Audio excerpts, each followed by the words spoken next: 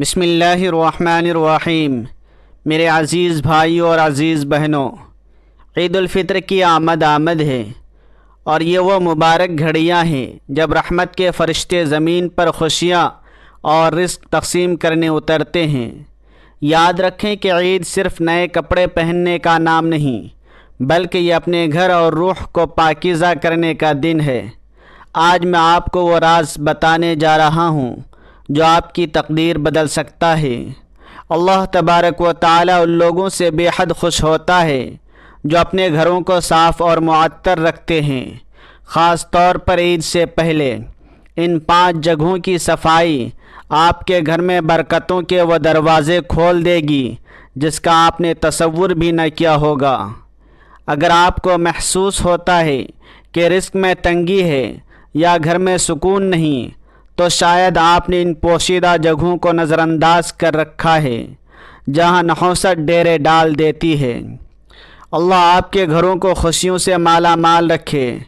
کیا آپ نے سوچا ہے کہ گھر میں رزق تو آتا ہے مگر ٹھہرتا نہیں؟ آپ محنت تو بہت کرتے ہیں مگر برکت کیوں نہیں ہوتی؟ ذرا غور فرمائیں کہ کہیں گھر کے کسی اندھیرے کونے میں ایسی فالتو چیز تو نہیں پڑی جنہیں آپ نے مہینوں سے ہاتھ نہ لگایا ہو۔ یہی وہ پوشیدہ رکاوٹیں ہیں جو گھر کی برکت کو ختم کر دیتی ہے۔ یہ چیزیں رزق کی روانی کو روکتی ہے۔ آج میں آپ کو ان 5 چیزوں کے بارے میں بتاؤں گا جن کی صفائی اگر آپ عید سے پہلے کر لیں تو انشاءاللہ غیبی برکت نازل ہوگی اور رزق کے دروازے کھل جائیں گے۔ اب آپ کا گھر محض مکان نہیں رہے گا بلکہ اللہ کی رحمتوں کا ٹھکانہ بنے گا۔ عید الفطر کا وقت انعام کا دن ہے جب رمضان بھر کی عبادتوں کا صلہ ملتا ہے۔ یاد رکھیے، یہی وہ وقت ہے جب تمام مخلوقات اپنے رب کے حضور شکر گزاری کے لیے پیش ہوتی ہے۔ ان لمحات میں الہی تجلی ہوتی ہے اور آسمان کے دروازے پکار پکار کر کہہ رہے ہوتے ہیں کہ مانگو، آج کیا مانگتے ہو۔ یہ وہ قبولیت کی ساعت ہے جب کوئی بھی جائز دعا رد نہیں کی جاتی۔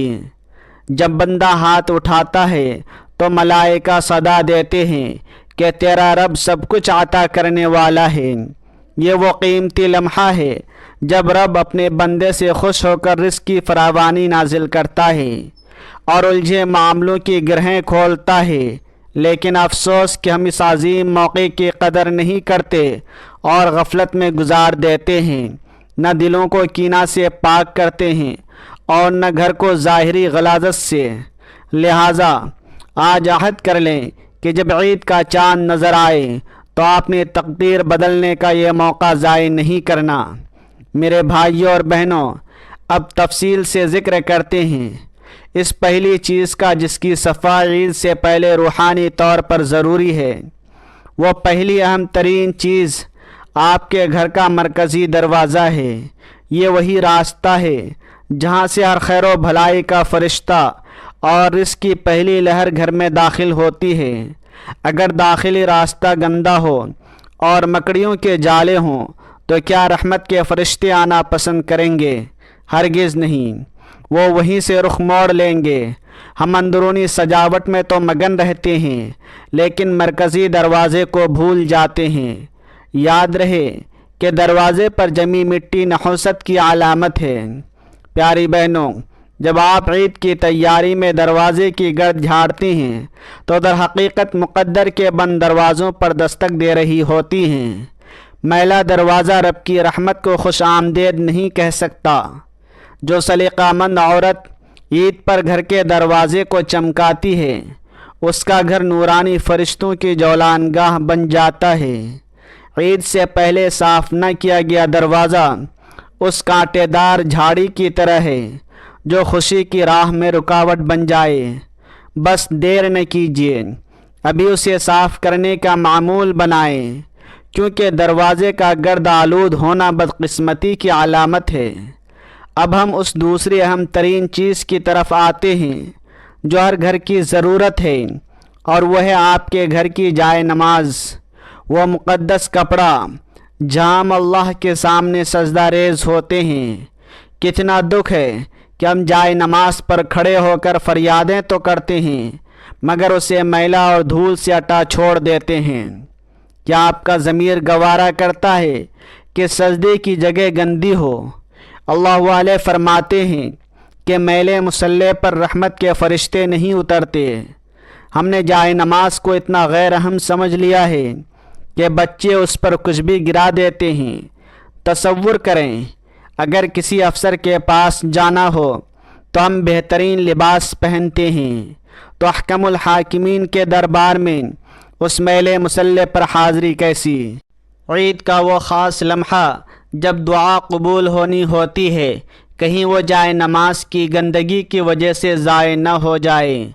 جائے نماز کی صفائی اللہ سے سچی محبت کا پہلا زینہ ہے۔ ایک نیک بابا جی کی جائے نماز ہمیشہ سفید اور معطر رہتی تھی۔ جب ایک پریشان حال عورت ان کے پاس آئی تو انہوں نے اسے بتایا کہ جب رب سے رابطے کا ذریعہ یعنی یہ مصلی ہی میلا ہے تو دل کا زنگ کیسے اترے گا؟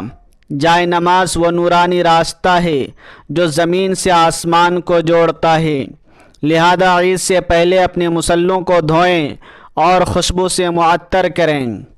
تیسری چیز، گھر کی دیواروں پر نصب پرانی تصویریں، فریمز اور آئینے ہیں۔ برسوں سے لٹکے یہ فریمز جن پر مکڑیاں گھر بناتی ہے، گھر میں ذہنی انتشار اور رزق میں تنگی کا باعث بنتے ہیں۔ عید سے پہلے ان کی صفائی کرنا ایسا ہے جیسے آپ نے گھر سے منفی اثرات نکال دیے ہوں۔ خاص طور پر وہ فریمز جن پر قرآنی آیات لکھی ہوں، ان پر گرد کا جمنا بے ادبی ہے۔ جب آپ انہیں چمکاتی ہیں تو گھر میں خیر کی روشنی داخل ہوتی ہے۔ ایسی چیزیں جو اللہ کی یاد سے غافل کر دیں وہ عید کی حقیقی برکت چھین لیتی ہے۔ چوتھی چیز، وہ پرانے صندوق، گتے کے ڈبے اور فالتو سامان ہے جو آپ نے اسٹور روم میں ڈھیر کر رکھا ہے۔ یہ وہ منحوس سامان ہے جس میں تنگی کا بسیرا ہوتا ہے۔ ہم عید کے لیے نئے صوفے تو لاتے ہیں مگر اس پرانے بوجھ کو نکالنے کی ہمت نہیں کرتے۔ فالتو اشیاء کا انبار رزق کے بہاؤ میں رکاوٹ ہے۔ ان کو صاف کرنا یا ضرورت مندوں کو دینا ایسا ہے جیسے آپ نے دل سے پرانا دکھ نکال دیا ہو۔